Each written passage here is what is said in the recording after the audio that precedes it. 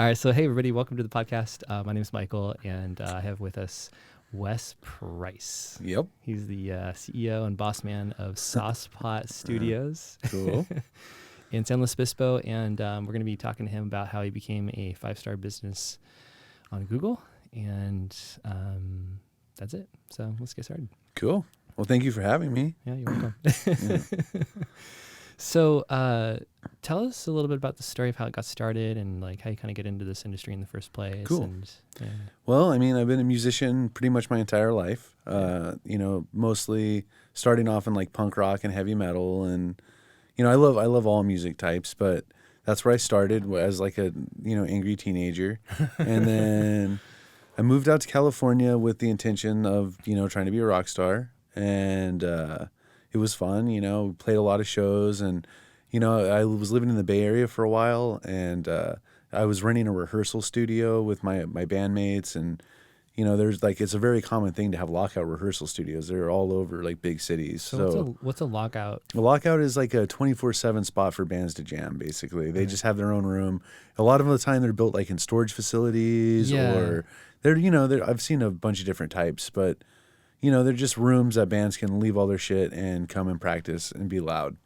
And eventually I ended up moving to Slow because I was in a punk rock band and we toured a little bit, and I saw Slow and I was like, oh man, this is awesome. I mean, it's beautiful here. It's the best place in the world in my opinion. So I was like, I'm going to move there, and I did. So I moved to Slow, and I was a welder at the time as my real job. Oh, really? What kind of welding? Tig welding primarily. Really? Yeah. That's my favorite kind of welding. Yeah, it's fun. I like it. I did a lot of like just aluminum and stainless steel stuff. It's so clean. It's really clean, and I like it, but I'm glad I'm not a welder. I'll say that. It's tough work. It's hard. It was a hard job, and my heart wasn't in it, obviously, and it's just a lot of hours. Yeah. It's like very demanding. They had to work a ton of hours all the time, but it paid well. Yeah. So that you need to make money. It's hard to make money making music. Yeah. So I was a welder. Moved here. Got a job in Paso as a welder. Found my band. I was just kind of looking around to find musicians. I found a really awesome drummer who's my main business partner now, or one of my main business partners, Billy G. How'd you guys meet? Randomly, I went to the beach with some guys, and I was talking to them. I didn't really know a lot of people, and I was just like, yo, I'm a musician. I'm just looking for, anybody needs a bass player, or, I just want to be in a band again. And he was like, oh, dude, my roommate's a drummer. He's an awesome drummer. And then we went over there. I'm like, yo, let's start jamming. And we did. And I mean, we just clicked instantly. He's like one of my favorite people in the world. He's like my best friend, and he's an awesome drummer. Like he's like my favorite drummer I've ever played with. Like personality aside, just drum style, he's like awesome. Really? What's good about his style? Just perfect feel. He's got really funky beats, and he's like very versatile. So he can go from punk rock to hip hop to all sorts of stuff. And we're a hip hop funk band, is what we are. So met him. Then I got laid off from welding. It was 2008. Everybody got laid off. Oh, right, yeah. So I was unfortunate. I was like, fuck, okay. So I went to Cuesta just as like a buffer period. I got a job as a landscaper because it's the first thing I could find. And started going to Cuesta for music just to, step up my skills a little bit. And we kind of got into their jazz scene and like started learning a bunch of jazz stuff. And Billy did too. And then we met the rest of our band through Cuesta. And Rick and Eric are two of my other business partners. And we're in a band called Word Sauce. That's right, yeah. But I met all those guys at Cuesta as well. And, we started having band practice at our house, and cops would show up, and there's really, really insane noise ordinance laws in San Luis Obispo. Which part of town did you live in? We lived off Tasahara, so it was close to the college. Oh, I know where that is. Yeah, it's like pretty close to Cal Poly. It's like probably a mile walk to Cal Poly. Yeah. So that being said, there's like a dynamic of like rich older people and college students. So they have these very, very insane, understandably, because to deter partying and stuff. But the noise ordinance laws are out of control to the point where the cops show up, they'll give you a ticket, and they'll also give your landlord a ticket. No way. Yeah, and if your landlord gets a ticket, they're going to kick you out. And housing is, how hard it is to find housing in Slow. Yeah, it's damn near tough. impossible. So, it's very, very difficult for bands to have practice because of those laws. So we got some tickets, and we're like, you know what, we're gonna make a lockout space. So we started looking around, and we had some money saved, and we started with only 10 grand is how we started. Really? Yeah. Like you guys pulled all ultimate money together. You know, we just kind of, you know, there was some, you know, ganja hustling. You know? This is 2008. Yeah, you know, so you know, I was like, you know, going to Oklahoma a lot, and yeah, just doing that whole thing. Cool. And so we had a small chunk of change to start a business, you know. And we started looking for a building that would let us build a lockout space, and we couldn't find one anywhere. It took me months, you know. Most landlords are very against it, because even in commercial areas, they don't want the noise ordinance problem either, you know. But then I found a spot off Tank Farm. Landlord was really understanding, and it was like by the airport, and I'm between a weld shop and a plumber, you know, so nobody gives a fuck about how loud I am over there. So he let us rent there, and we built out 6 rooms in I think it's 1,200 square foot warehouse. Built 6 rooms. And then, you know, we just rented them out almost instantly. Like, really? Yeah, people, like, his bands needed a spot to practice, you know? Like, once the word got out, like, you know, everybody was down. So we filled that room, filled that building up. Then a building like 2 units over opened up, and boom, you know, we built 5 more rooms, and it filled up almost instantly. And then another one opened up, and we're like, okay, let's build a recording studio. You know, it's like, we want that. We need that as a band, because we were recording in our little jam spot, but it wasn't sound treated correctly. It was just, you know, just a spot to jam, you know? So we're like, okay, we'll get another one. And Rick and Eric actually went to audio engineering school. They moved, like, Eric moved to Chico to finish that program there, and then Rick moved to Dominguez Hills, which is Cal State Dominguez Hills, and they have a recording engineer program. So they went down there, and they just, you know, finished that program. So we're like, okay, we have the knowledge, and let's build a recording studio.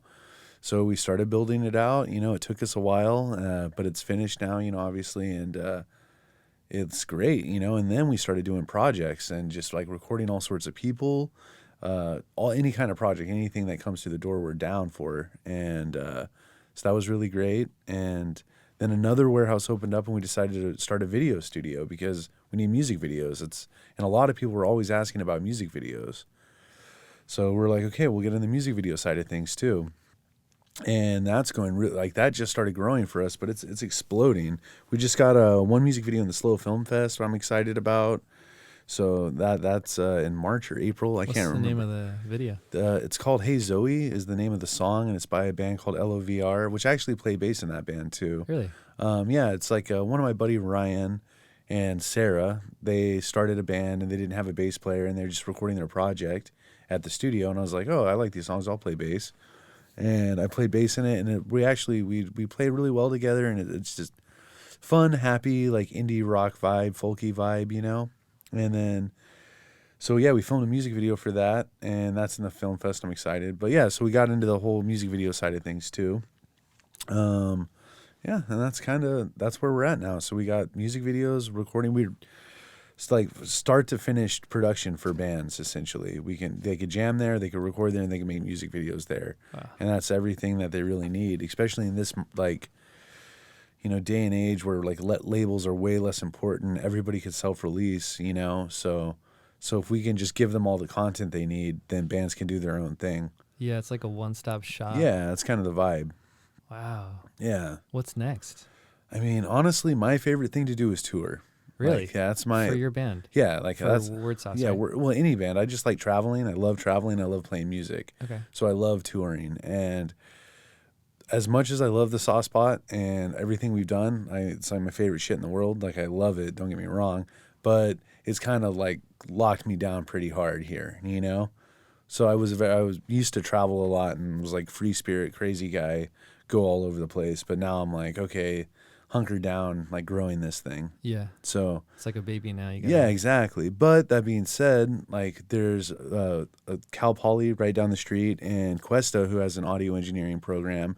And so I get hit up all day by kids trying to enter in there and stuff. Oh, cool. So I got a handful of engineers now that, you know, aren't part of our direct crew that are all very capable, super great dudes. And so the goal is to have those guys running sessions while I'm touring. That's my vision.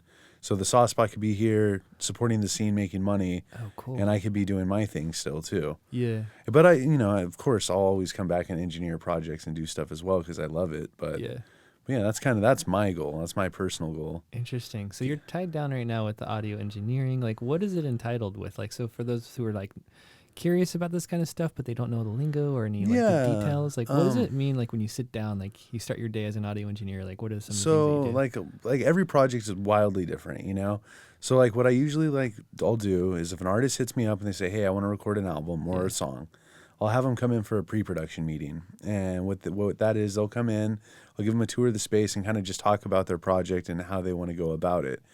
And there's a million ways to record an album nowadays. You could do it all at once.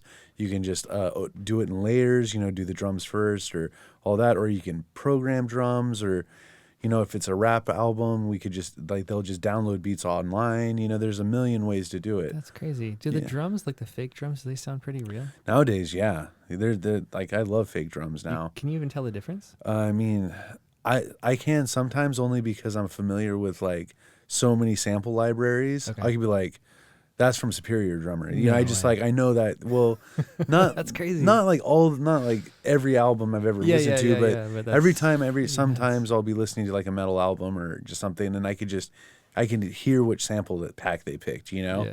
And I mean they pick good ones, they sound fantastic. So, I mean that's I don't have like robot ears or something, but it's just I've been doing it for a long time. Okay. So. But anyways, yeah. So every project, like I said, every project's wildly different. And then I'll bring them in, and then we'll just kind of decide how we want to go about the album production, and go from there. Like, very common for a rock band, what we'll do is we'll record everybody at once. We'll have the drummer we have a big live room is what we call it, and the whole band is in there with the drummer. Drummer's all mic'd up, and we have all their guitar amps in like isolation booths. So, and the vocals, everybody's isolated, so everybody can record at once, but I can go in and edit everything if anybody makes mistakes because it's totally isolated. So you get the live feel of playing together, but the capability to edit, and that's my favorite way to record because I like to capture the energy, And I feel like a lot of overdub style recordings lose that, What are overdub? So it's like we'll record the drums first, and then the guitar player will go in and record the guitar on top. Then the bass player will go in and record the bass on top of that. Okay. Then the singer will go in and record on top of that. Yeah. So usually I blend of both. I try to get bands to do full live recordings, and then we'll overdub parts as necessary. Yeah. So, but that's just my personal style of how I like to do it. Yeah. I think capturing the energy, like the music has a different feel. For sure, I think in the voice too. Oh, absolutely. I mean, that's... when everybody's together and jamming together, it's just they lock in, So, and then if you edit it too close to the grid, like too on the beat, it's like it loses some feel and it's just too surgical. Yeah, you can, but that's not, I mean, that's just a different style too. Everybody, there's no wrong way to do it. Yeah. It's an art at the end of the day, and everybody's a different type of artist. Yeah. So, wow. That's really cool, man. So in the early days, like when you first started out, what year was it when you started? It was 2008, right? No, 2012. Yeah. Okay, so you did your hustle thing, raised 10K. Yeah. Then you got the space in 2012. Yeah. And it just basically started out as just a spot where people can just rent it out. Yeah, just practice, yeah. What was that building like when you first... It was just an empty warehouse. It was, the first one we rented had like an office built in it that we had to tear out. Yeah. But, just a shell of a garage, like just a 1,250 square foot garage, basically. Wow, 1,250 square foot. Yeah. It's pretty good size. Yeah, they're decent, Yeah. And now we're up to like, I think 5,000 something square feet. 5,000 square feet. Yeah, it's pretty good. Gosh. I'm pretty stoked. I'm curious, what is the electricity bill for something like that? Not too bad, because people aren't there 24/7. Okay. It's open 24/7, but bands will practice 2 or 3 times a week, and so a lot of times it's just a drummer. Like we have mostly drummers in there, and drums don't take any energy, so the electrical is not that bad. Okay, it's kind of nice. Yeah.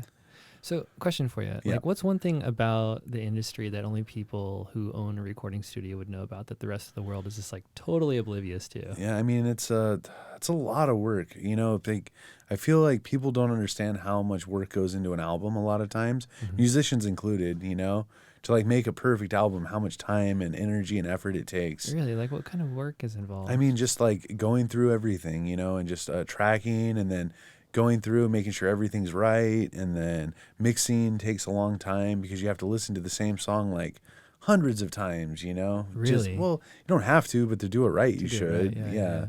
So, and then it's just a lot of work, you know? And once you get into the recording process, you hear everything, because bands have been playing together, not paying attention to each other because they're paying attention to them playing, you know, Yeah. themselves.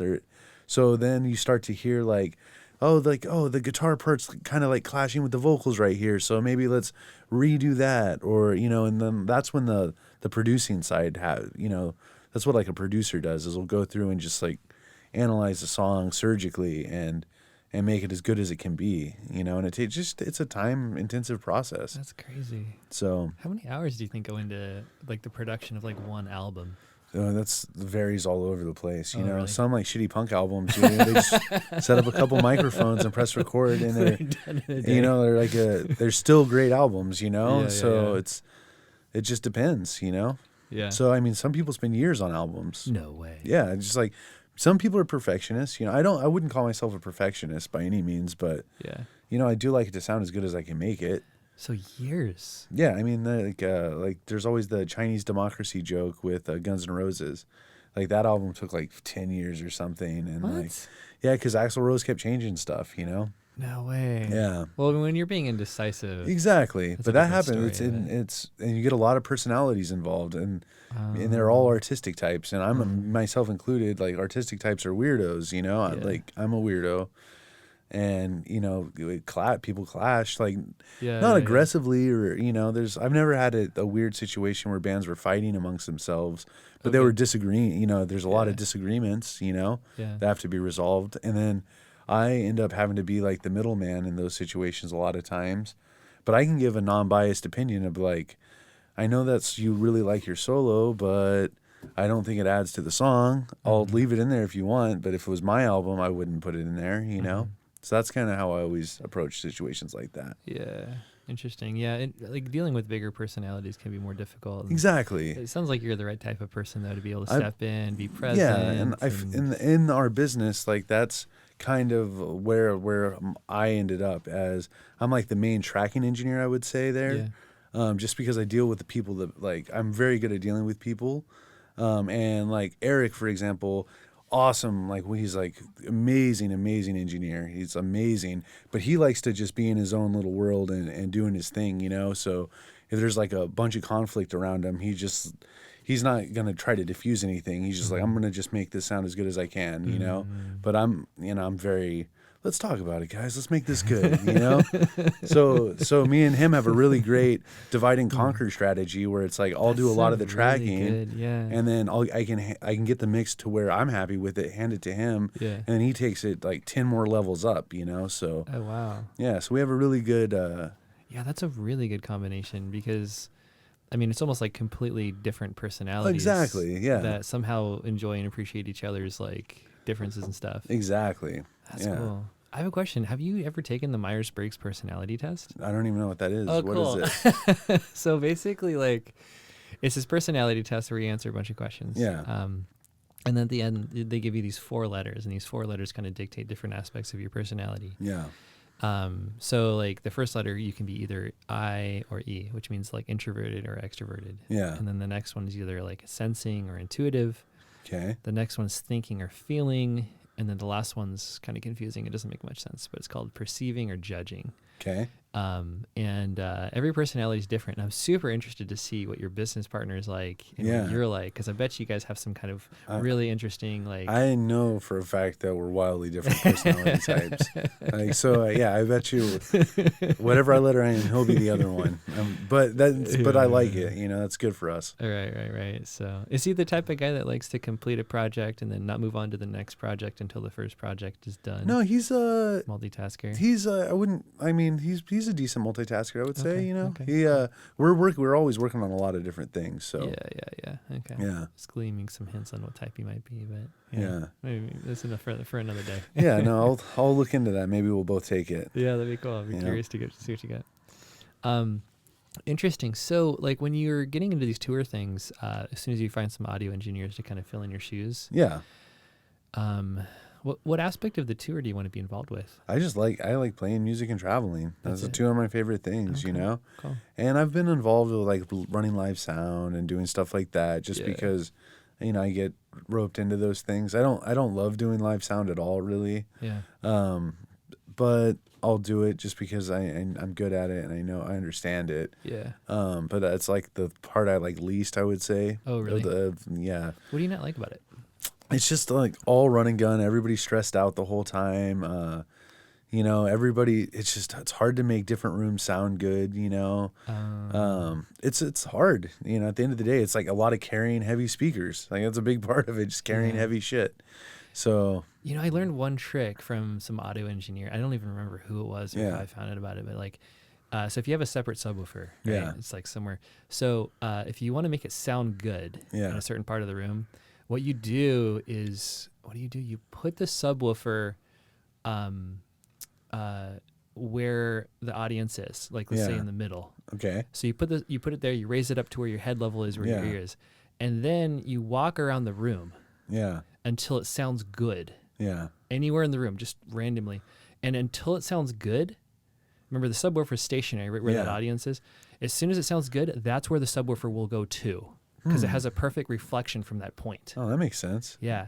So you put the subwoofer there, and then you go back to where the audience is, and it sounds exactly the same. Damn. That's pretty cool. I don't know how it works. It's interesting because like bass response is you know, it's 360. So Yeah. well, that's crazy. Yeah. I believe that works. That makes sense to me. I'm not a scientist though. That's the only thing I know. Yeah. I know a little bit about audiophile stuff because I really like the tube amps and the Macintosh and all that cool stuff. But like, damn. Yeah. That's cool. So, are you into like audiophile music, like really cool preamps and? Like, I mean, amplifiers, I'm like way into microphone preamps. Like I would say, really? just because that's the way our studio setup's kind of analog digital, you know. Okay. So I like having really cool microphone preamps and stuff. So what are the nuances of that? Because I don't know. I mean, they're just like everything has a different color and I mean. There's like so all essentially at the end of the day, all the preamp does is power a microphone. Yeah. You know, it's just, and from there it goes microphone into preamp into audio digital converter to our computer. You know, so that's just the chain that we run. And then you could put stuff in front of that like EQs and compressors and stuff. But some preamps, a lot of preamps that we have like built-in compression or built-in EQ. Or, you know, some of them are really simple. Some of our better ones are just two knobs, you know, just gain and like trim. Oh, wow. And like my favorite, like two of my favorite ones, we have these two Neve clones. Like Rupert Neve is a guy that he's like a electronic guru that everybody loves in our world. I mean, he makes really great stuff. And so I have two clones of his models and they sound fantastic. And those are just two knobs, you know, just crank up the the gain, and that's it. Yeah. You know. Cool. So really cool. Yeah, but it's. I'm not I wouldn't call myself a huge audiophile, but I kind of am because I kind of have to be. You know. But I'm not. I don't like geek out on like, oh my god, that's a vintage record player and like ribbon speakers. You know, it's I honestly most of the time I listen to mixes like before I send off a mix, I listen to it through a phone because that's how most people listen to music nowadays, or like shitty earbuds. Yeah, you know. So because I have very nice monitoring speakers. What kind you got? Genelecs. Okay. We have Genelecs and we have NS10s, or two like side by side ones, and they're great. I love them. I use the Genelecs the most.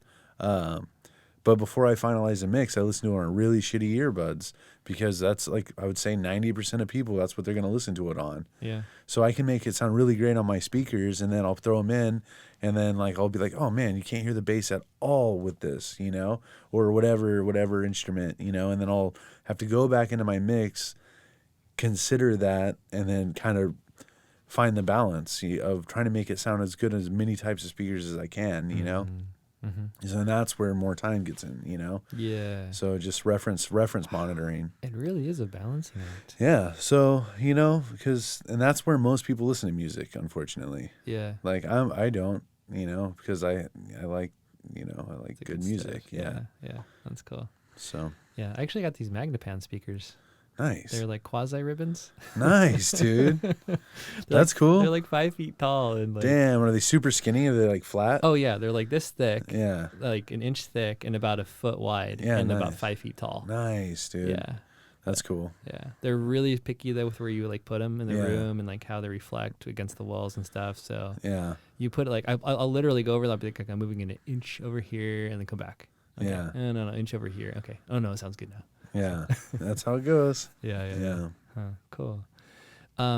So going on tour, traveling around, playing music, that's kind of like your top. That's my I would say that's my passion, I guess. That's like that's my favorite thing to do out of everything. What is it about that you like? I just love meeting people. I love playing music, and my band, our band has a really great relationship with each other. So when we do go on tour, we have a great time. You know, there's not like a lot of fighting and bickering and stuff. Yeah. Every now and then one of us will throw a bitch fit, but like for the most part, everybody's stoked to be on tour, you know? Yeah. So I really love it. You know, I just love it. Yeah. And I just like playing music with my friends is like my favorite thing to do.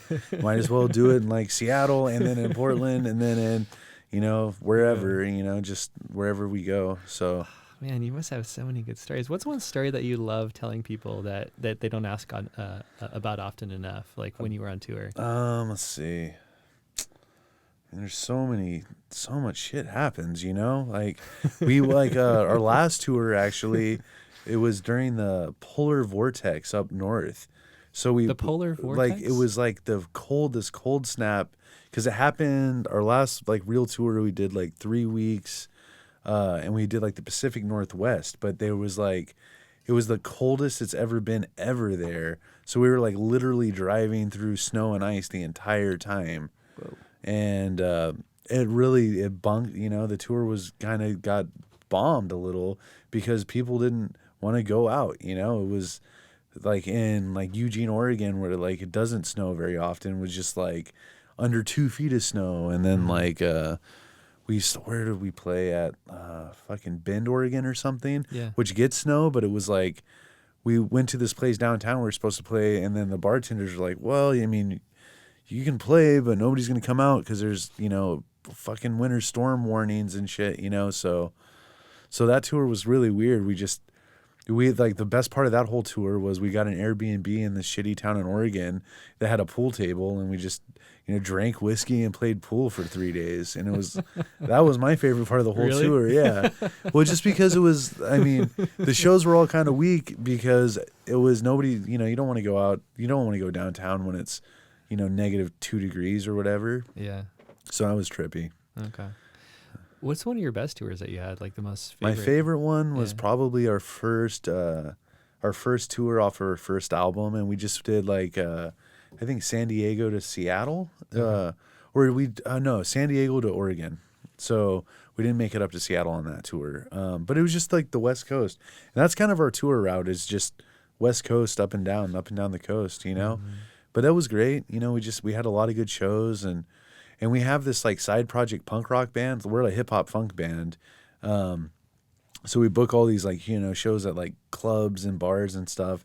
But we have the side project punk band where we all wear costumes, and we booked a couple shows as that band as well, just to like spice it up and just to play different music for a couple nights. Really? Yeah, it was super fun. So yeah. you guys like dress up? Yeah, and- we're called Punk Rock Time Machine, and we all dress up like different What? shit, and I'm a gladiator named Cannabis Maximus in that. Cannabis.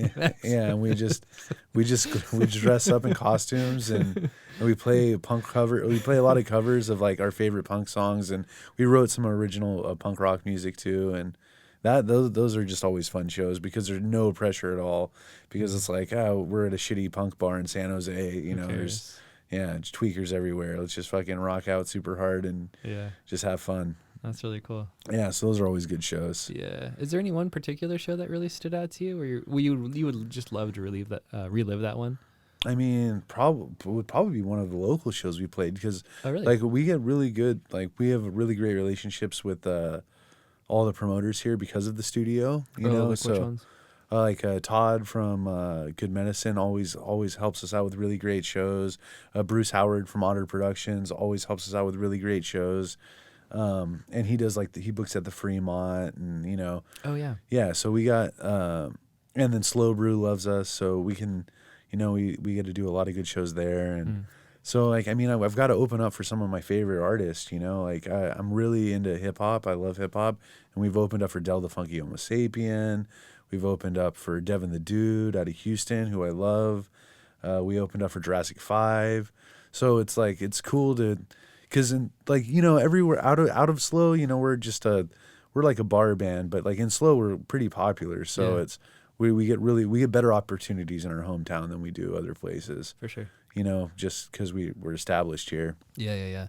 So there are some bands that just eventually slowly make their way up into the higher levels of the stratosphere, and a lot of people who are going to listen to this are really curious, like how do I get up to that next level? Fuck, I'm trying to figure it out too. You are man. too? Okay. Yeah, dude. Is that your ambition? Yeah, of course. Really? I want to be a rock star. That's what Really? I want to be the most. Wow.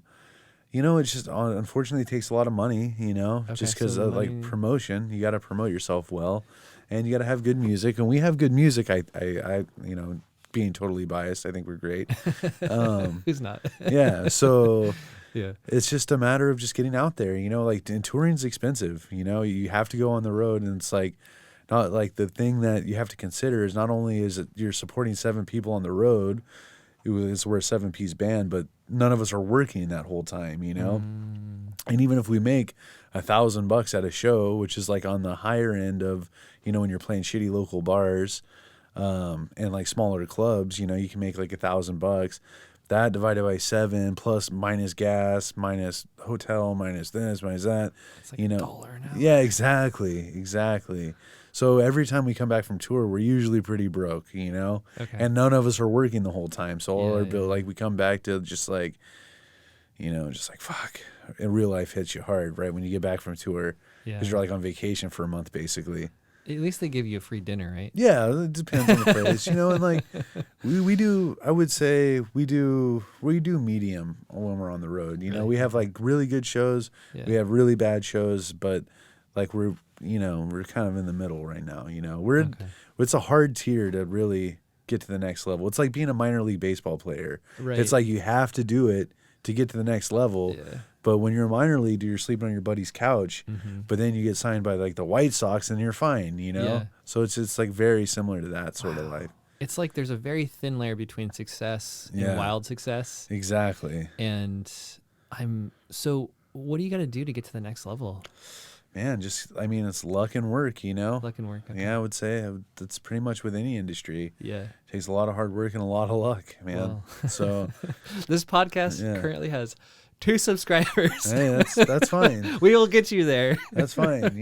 It's whatever. I'm down. It's We literally started it not too long ago, but yeah. No, I'm into it though. So it's just we'll figure it out. I would like to get there, but like that's why the whole studio thing is so good for us, and it makes it gives us a lot of legitimacy, and people take me serious now. Cool. I'm not just some kooky local band guy. It's like oh, that's Wes from the Sauce Potties hitting us up. It's like.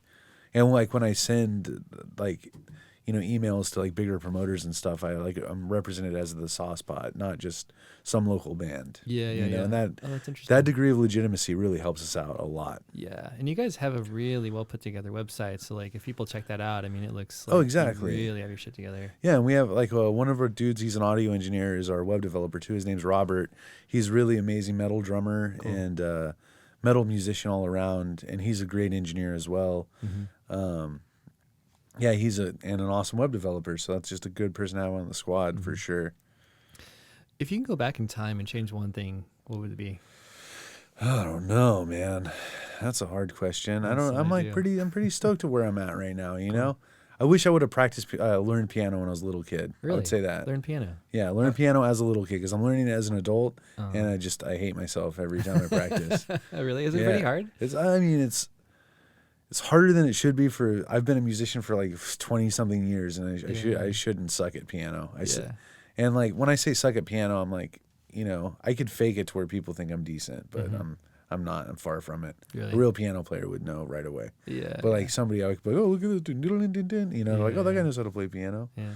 Yeah. Do you want to incorporate piano into your band at all? Or? Oh yeah, our saxophone player plays piano. Oh, really? Yeah, so Okay. we have a piano in the band. Yeah. It's really good for theory, and it's like as a producer and an engineer, Yeah. it's like my favorite reason to use a piano is like I hear like something clashing, I'll just like figure out what's going on. Like I'll be like, okay, the singer's hitting this note, the guitar player's hitting this note, and just I use it as a tool for harmony. Yeah. And that's why the piano is so good for that. It's just all laid out, and then you can kind of pick apart what people are doing. And you're like, oh, that's why it's a really dissonant chord.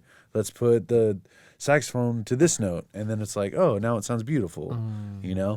Okay. So that's why I'm trying to get better at piano. What's your least favorite instrument? I think trombones are obnoxious. Why do you? I mean, they're just they just sound weird to me. It's like I don't know. I don't have a least favorite instrument. Yeah. I guess I don't know. I would say trombone. I stand by that. Trombone is my least favorite instrument. But I've heard some people shred on trombone that impressed me. Yeah. That's cool. Interesting. So we got that, and now if you were to go back and do something else besides the industry that you're in, and you couldn't touch the music industry, what would it be? I mean, I have like a pretty solid construction background, just because, I've been a welder and I've worked on like all sorts of different construction crews, so I know how to do a lot of that. But it just kind of beats you up. That's not what you love, though. Like, I know. What would you do? What would you do besides that? I don't know, to be honest. Like something creative, something in the creative world. I don't know. I honestly, it's a hard one. Since a little kid, I've always wanted to be a musician. Really? It's like I loved rock and roll, and I loved pop music, and I love all that stuff. So it was very clear. It was never been a question. I'm like, oh shit, I want to be a rock star. As a little kid, I would say, well, I really like, and I'm doing this already. Like I would maybe write comic books. I was a comic book nerd. And, comic books. Yeah, and I'm writing a comic book. No way. For that joke punk band. I actually dated someone who was a Japanese comic book writer. Really? Yeah. Damn. Like, what did they do? So she was in Japan. Yeah. And she had her own little comic book. She would go to the shows and have her own little booth, and people the would Comic-Con come up. stuff. Yeah. Yeah. And she had like actually a small following of people that would like get in line and try to get the signed or whatever comic books and stuff. That's awesome, man. She was good. Yeah, that's badass. Yeah. Yeah, that's awesome. Yeah, so I'm pursuing that as like a fun side thing, I had no idea. Yeah, so it's been really cool. I could show you I'll show you an animation that we've worked on for that comic. Or did I show you at the studio? No, I would love to see it. Yeah, I'll show it to you. I'm trying to get it. I'm really trying to shop it with some networks, but that's a whole fucking hard thing to get into. Like Really? That's no easy thing. Yeah. As we went to Comic-Con in LA not too long ago because I printed up some samples of the work. And the whole comic is based on that punk rock, that joke punk rock band, Punk Rock Time Machine, and it's like a musical, so the songs are part of the comic book. Oh, interesting. Yeah, so we wrote it out, and then I went down to Comic-Con. I was handing them out, trying to meet people in the industry, because I've loved comics since I was a little kid, and I've been to comic book conventions, but as a little kid, like the last time I went to one besides that, I was like 12 or something, with my dad took me, and it was badass, but I wasn't like trying to be in the industry. I was just like trying to buy action figures and shit, so so I went with the whole intent of, okay, I'm gonna kind of scope this out and try to meet some people, but I mean there's a lot of people trying to get in. It's equally as competitive as the music world. There's this whole side of Comic-Con called Artist Alley, where all the starving artists are. It's and it's kind of because they're all slanging their little books, like you said, like your lady did. Yeah. And it's almost depressing walking down. It's because you're everybody's like, oh, please buy my book, in their own weird way. It reminds me of like a merch booth at like an Iron Maiden concert or something, where everybody's in line to buy like $60 shirts from this mega band, but then the openers are like begging for money, and they need to sell 30 shirts to get enough gas to get to the next town. Oh my god! And nobody's buying their shit. Yeah. It's the same at Comic-Con. It's like everybody's at the Marvel and DC stuff, and then, which I love. I'm guilty as guilty of, Sure. And then there's all the starving artists to the left that are just like hustling, So, but yeah, I guess I would have probably started pursuing that earlier, I would say, if I didn't get into music.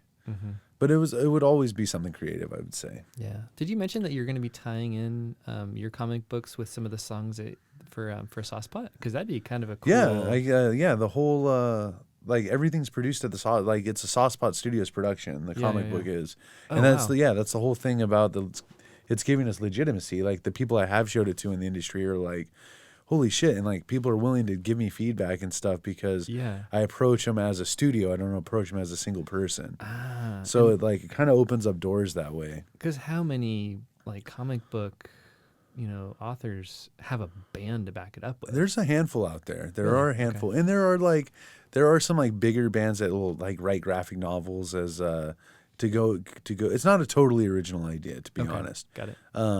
But nobody's like done it to the degree I want to do it. Like I have a little bit of a different spin on it, just because. How is it different? Well, because we can actually like dress up as the parts and take it on the road. A lot of them will do like. Oh, wow.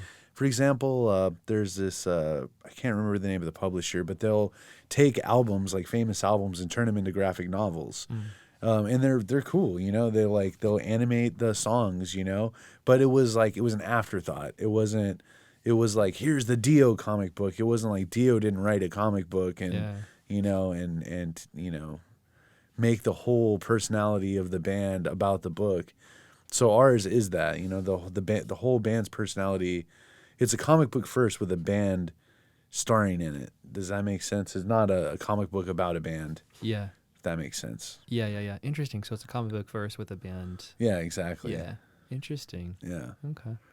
So tell me a little bit about like some of the characters and stuff in this comic. Well, okay, there's Cannabis Maximus, so that's me, and he's basically Gladiator. What? He's a gladiator. Okay. So it's basically the gladiator movie story. He gets enslaved by Caesar, and but instead of just a farmer, he was a ganja farmer. He was a marijuana, and he's like kind of got like a Big Lebowski vibe to him. He's like he doesn't want to kill people. And does he have dreadlocks? Yeah, he looks just like me. He like all our characters, all our artists drew him just like us. We're exactly the characters. Okay, got it. And he's he's like, he's not trying to kill people. He's just like, hey, this is what I have to do, because he's an enslaved gladiator. And then there's Chief Slappenskins. He's a witch doctor of the Trip Ya Balls Off tribe. Yeah, and he grows yum berries, and yum berries like are basically hallucinogenics that take you to other dimensions, so they could talk to the gods. And then there's Queef Aaron Vag. And it's not a family friendly story. Yeah, it's not a family friendly story. And he's the Viking son of the goddess Freya. Okay. And his ships are powered by her queefs. So he's got the fastest ships in the world. And then there's Clint Spacewood. He's a space cowboy in the future, and he's the one who's getting the whole team together. Okay. And then there's Cro-Magnon Dong, the caveman. He's like just a caveman with a huge cock. And then all he can do is smash and fuck because he's the most primal man there is. And so that's all he has. and they're all sons of gods. So, and the gods are rappers. So there's a rap album involved too. And the gods are Saturn is the Roman god of time and agriculture. So that's Cannabis Maximus's dad. Freya is Queef Aaron Vag's dad. Prometheus is like an alien that fucked the monkeys that created man, and he's Cro-Magnon Dong's dad. And Contra is the messenger of the gods, and that's Chief Slappenskin's dad. So they're all demigods. And Okay, we're going super hard into the lore, but I'm into it. Let's do it. Okay, so then let's go all in. So the whole thing is a post-apocalyptic world, you know, and then Clint Spacewood's in the future. He's the last free man left. And everybody else has been enslaved by the Repticons, which is like the total reptilian and overlord conspiracy thing, you know? No, I know. Yeah. My friends have educated me of that. Yeah, so there's that whole thing. So the Repticons, what they do is they trade human souls as stock commodities. So anytime there's a famine, they're just trying to boost their stock price. Anytime there's a war, they're trying to boost their stock price. And at the end, when they're cashing out, they kill everybody off. And then they go to the next planet, destroy that planet, and treat their souls as stock commodities. Mm-hmm. So they just trade souls as stock commodity. Have you guys thought about changing it to crypto? I mean, fuck. I don't know about that whole thing, dude. So Clint Spacewood's the last free man, and he eats yumberries and talks to the gods, and the gods are like, you need to go back in time to find our children because they have the power to defeat the Repticons. And you have to travel time, warning the world of the Repticons and be rebellious. And, you know, so then he goes back in time, grabs the whole team with the magic belt buckle, and it gets weird, you know. And then he gets the whole team, and then their ship breaks down in the early 90s in the Bay Area, and they start a punk rock band to rebel against society and inform the world of the Repticons. Mm-hmm. So that's when they become a punk rock band. So I have to ask you a question. Yeah. Did you come up with all this totally sober? Yes, sort of. You know, I'm never totally sober. So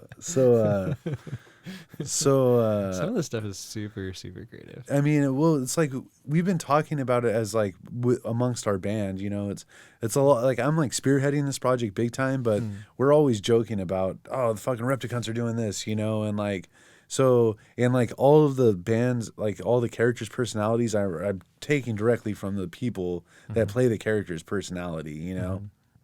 So like Cro-Magnon Dong is our guitar player who's like, love him to death, but he's a party guy. He's always trying to smash and fuck, dude. So like that's like when we're at shows, that's how he is, you know. And so it's like it's easy to make jokes about it because it's like you know, life imitates art and vice versa, you know. Yeah. So you know, it's just like that. Yeah.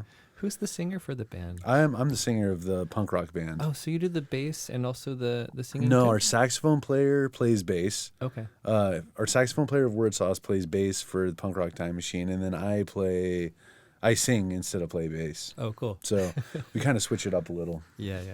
Yeah. How long have you been singing for? I mean, I've sang like when I'm not a singer by any means. Like my singing sounds like angry yelling, you know. I wouldn't call myself a singer at all. Okay, got it. Yeah, I sing like a snare drum, da da da da da da da, you know. So just really fast, like a fast yell rap is like my singing style. Really? Okay. Yeah. So, cool, but it's good for punk rock, terrible for everything else. Yeah. It was a long time ago. I got invited. One of my friends, his name's Nick Bockelman, and why do I know that name? He's an artist. He's way into the art scene in here, and he teaches at Cal Poly. I think he's a lecturer for one of the art programs there. Okay. But anyways, he invited me to his brother. He has an identical twin brother who lived at the time in Escondido. Okay. And went down there, and they had a screamo band. Sick. Yeah. And I had never seen it before. Yeah. So I kind of got thrown into the deep end, and then they had this mosh pit where they were just basically punching each other's arms. Yeah. Yeah, that's badass. Yeah, it was pretty interesting. Yeah, screamo that's a cool subgenre for sure. I was like, man, I don't even need to know the lyrics to enjoy this song. It's pretty cool. Yeah, that's good. Yeah, that's cool. So interesting. Now, would you, if you had to do, like a job that was like the absolute opposite of what you wanted to do, it would be like your hell job. I mean, you would never want to touch it. It's like worse than nails on a chalkboard. I mean, any sort of just like number crunching office job. Like I would hate to be like an accountant or something, or like a CPA. Yeah. Or just like, you know, that would just be, I'd be horrible at that. Really? Who does your bookkeeping? I mean, we do, and I hate it. Why did you hire a bookkeeper? We have a legit bookkeeper, but like for the end of the year stuff. Yeah. But just our day-to-day stuff and like spreadsheets and all that shit. It's like I do it, and our Billy, our drummer, and one of our other main business partners, he's fortunately, he doesn't love doing it, but he's really good at it, you know? So he's always the one, you know, making sure we fill out everything right. And we do have a guy at the end of the year we hand everything off to and does it all super legit. And, but yeah, it's not my jam, you know? Your jam is basically becoming a legit rock star. Yeah, that's the goal. But I always like, here's a handful of crumpled receipts, and he's like, God damn it. You know what I mean? That's just kind of how I've always been. So that's all good though. So what would it look like if, like, let's say it's a couple years down the line, you get lucky a couple times, you start getting bigger gigs, like, let's say in like 5 years from now, like tomorrow you're going to a show, like let's say tomorrow's like 5 years from now. Yeah. You're going to a show, like, what does that look like? Kind of paint that for me a little bit. Like, Dude, what's the size of the space? I mean, I would like to, you know, I would love to be on the whole festival circuit, you know. The festival circuit? Festival circuit would be really good for us. Like, tell me a little bit about the festival circuit. You know, like, there's a lot of like jam band festivals, and so Word Sauce, like the band that I'd want to go on tour with is Word Sauce, my primary band. Like I would love to go on tour with Punk Rock Time Machine and all that other stuff, but like to be a serious musician, like I think the band that is the best band I've ever been a part of is Word Sauce. Got it. Just talent wise, and like the songs are good and the vibe is good, and you know everybody's always stoked at our shows, and it's like a very positive, uplifting experience. You know, we're like we're like down to party, but you know we're not like sex, drugs, rock and roll. It's like, you know, it's a good, it's wholesome without being corny, I would say, you know? And I feel like the world needs that. So, and that's a message I enjoy spreading. And our lead singer is really great at that too. So, we'd be if like my dream scenario in 5 years would be us on the festival circuit of, you know, like the Bonnaroos and the high, like we've played High Sierra Festival, which is like a very popular one up north. You know, just that scene of festival, like the, you know, like, I mean, there's a million of them, like Coachella, obviously, and Coachella would be awesome. Yeah, it would be great, you know, and I just like the variety of music at those types of things, you know. So and that's like that's what's awesome, you know. Cali Roots Festival would be a great one for us. We do pair, like we're a hip hop funk band, so we kind of, it's like weird to get paired in.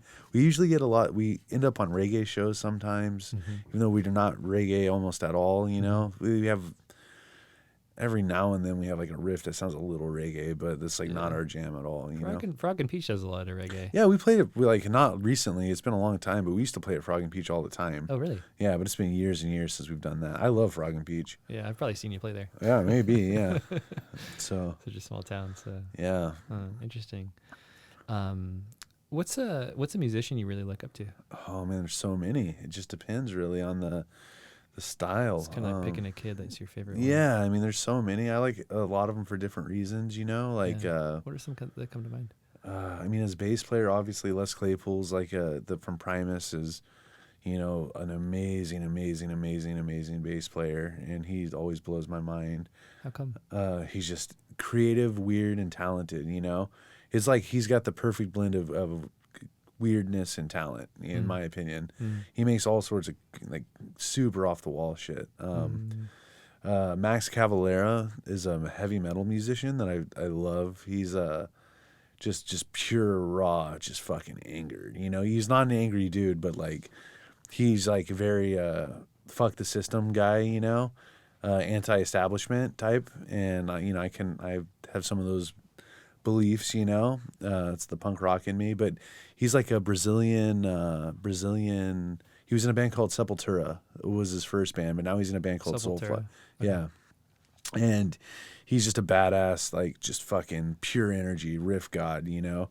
So he's like one of my favorite musicians. Rob Zombie. Oh yeah, I used to listen to Rob Zombie when I was younger. Rob Zombie is like, I like his music a lot as a kid. I loved it, and I still like his music, but I just like him as a creative force. You know, he's a amazing movie director now, and he's always doing crazy creative projects, and and he's like true to his art. You know, even though he's a fucking weirdo too. You know, I like weirdos that are true to their art. I would say that would. Sounds like you really gravitate towards people who are authentic to their default personality. Exactly, yeah. Even though they play characters, as weird as that sounds. Yeah, it's almost as if that character is an idealization of who they want to be. Exactly. So you want to be, So the character in your comic is who you want to be. Yeah, just anti-establishment, just Yeah. wreck shop, save the world. Yeah. So If you could, so straight question, if you could change the world, like anti-establishment, like, okay, oof. you topple it all. Let's just Yeah. say, dream, Damn. what would it look like after you've toppled it? I mean, it would look like, fuck. It would be, it would be glorious, dude. It would be very like Star Trek, when they're like Star Trek in the future where everybody's exploring and looking for stuff and there's no conflict. It would be, peace on earth. That would be, but that, it's, of course that could never happen, unfortunately, but it would be beautiful. So I used to be like, I'm not super hardcore into Star Wars or Star Trek, Yeah. but I listened to a video from Neil deGrasse Tyson. Okay. He loves the stars and astronomy. Yeah, and all I that know stuff. he is, yeah. And he convinced me to lean towards Star Trek. Here's why. Because Star Wars is about war, but Star Trek, it's about adventure. Exactly. And exploration. Yeah, see, that's beautiful. I get that.